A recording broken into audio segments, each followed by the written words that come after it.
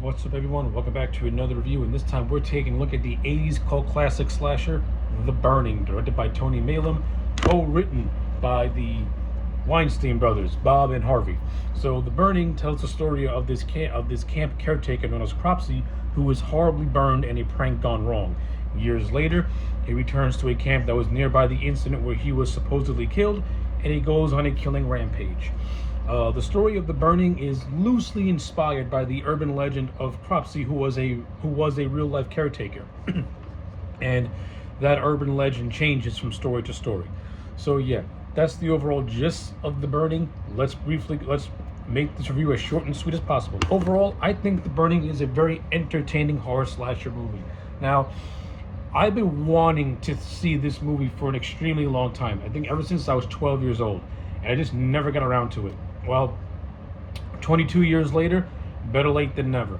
After watching this movie now twice, I can say that I understand why The Burning got the acclaim it did back in the 80s.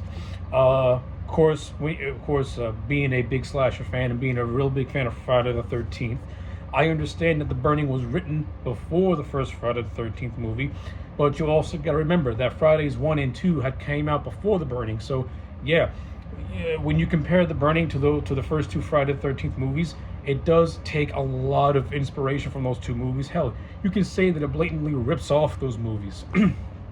But what makes The Burning stand out on its own, to me at least, is that it has likable characters.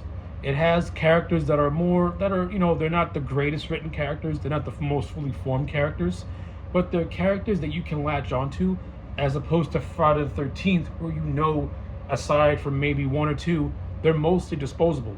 At least in this movie, the characters seem more relatable. They seem more human and not like cardboard cutouts. I mean, and the cast does have a lot of standouts. You have a young Jason Alexander who plays a character in this movie, and I thought a lot of his dialogue and a lot of his scenes is funny.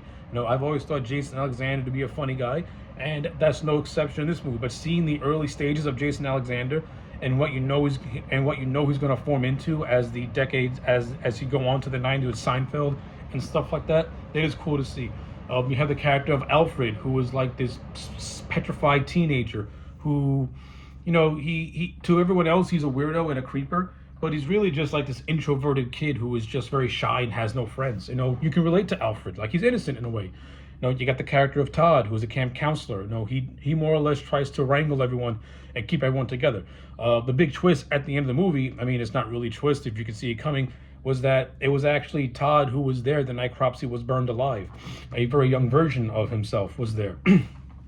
So, more or less, Cropsy and Todd more or less have like this intertwined story going on that you kind of see gets formed in like the last 10 to 15 minutes of the movie. So they know that was okay. In terms of this movie's special effects, listen, this movie has Tom Savini doing special effects.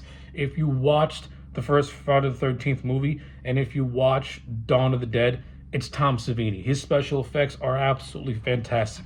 They have a realistic, grisliness to them, and they look fantastic, and it's great on film.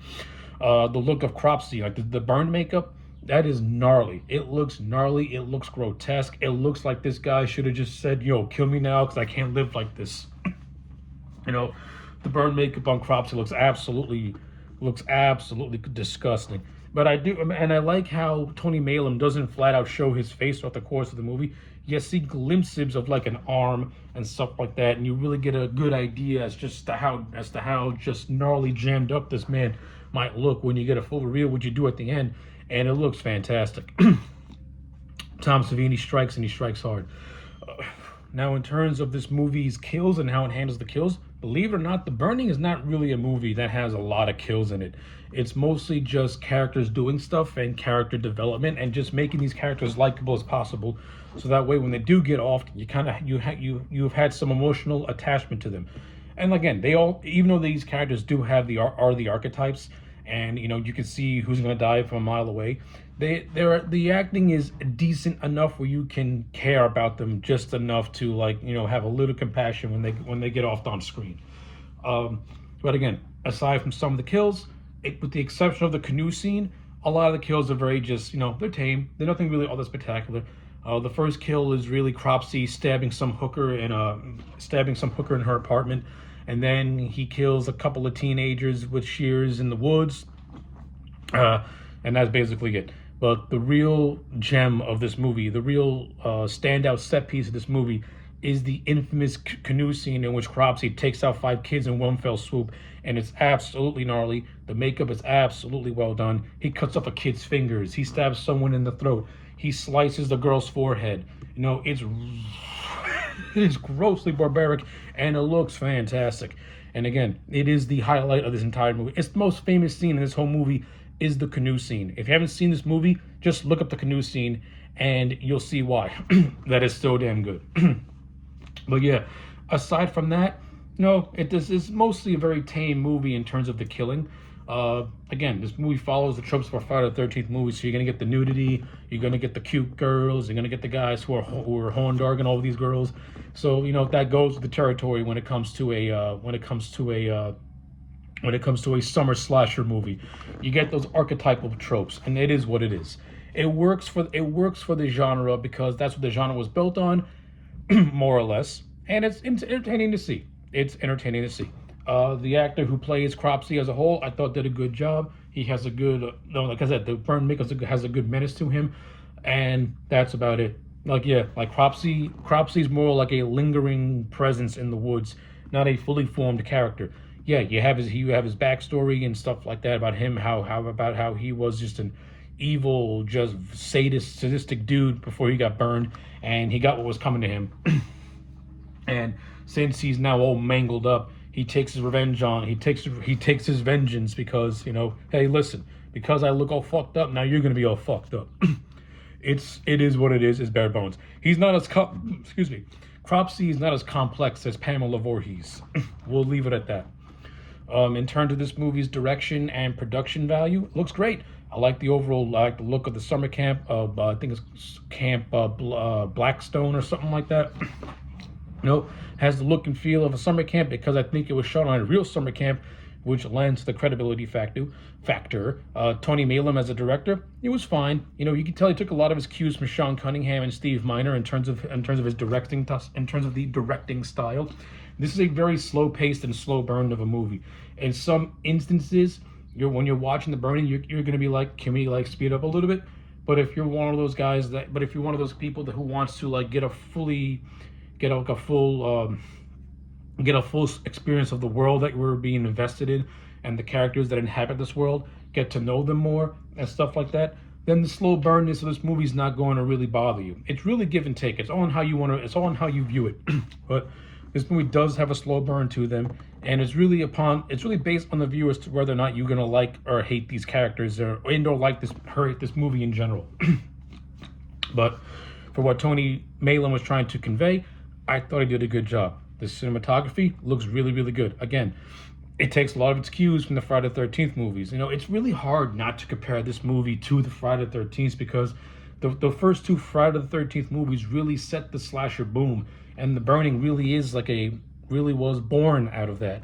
I mean, yeah, it tries to have its own identity with Cropsey and that story, but at the same time, you know, you got the summer camp setting, you got the archetypal teenagers, you got the overtly violent nature of the killer. You have these horny sex-starved teenagers. Like, it's really hard not to compare the two because it really is a derivative, but it's a good derivative. It's an entertaining derivative, and it does have a thrilling climax where the characters of Todd and Alfred just narrowly survive Cropsey by stabbing him and burning him alive, and burning him alive this time to Cropsey's death. So that was cool. And the chase between Cropsey and Alfred is okay, though it does go on for way too long, to the point where I'm like, oh, okay, it feels like this guy's been running for an hour and a half. Can we get to the end already? You know, it all culminates in this abandoned woodshed on the other side of the camp and stuff like that. So, you know, it was fine for what it is. It was thrilling for what it is. I think too many characters survive this movie, and the body count is way too low. I think at the end of the day, Cropsey kills maybe about roughly... There's the prostitute, the 5 kids on the boat. He kills 2 other kids and 2 other kids. So that rounds it out to roughly 10 people. And the camp is filled with much more kids. So yeah, 10 people. And I think you could have gotten maybe another 5 or 10 out of that. You know, too many people survived this movie. That's my biggest gripe with it. I mean, if Pamela Voorhees can wipe out almost all of Crystal Lake, why can't Cropsey wipe out most of this camp? That's just me personally. But yeah, with all that being said, I think The Burning's an entertaining slasher horror. It earns its cult status. It is really good. If you have not seen it, give it a watch. My overall grade for it is going to be a solid 8 out of 10. So yeah, those are my thoughts on The Burning. Let me know yours in the comment sections down below. Like the video and subscribe, and I'll check you back next time for more.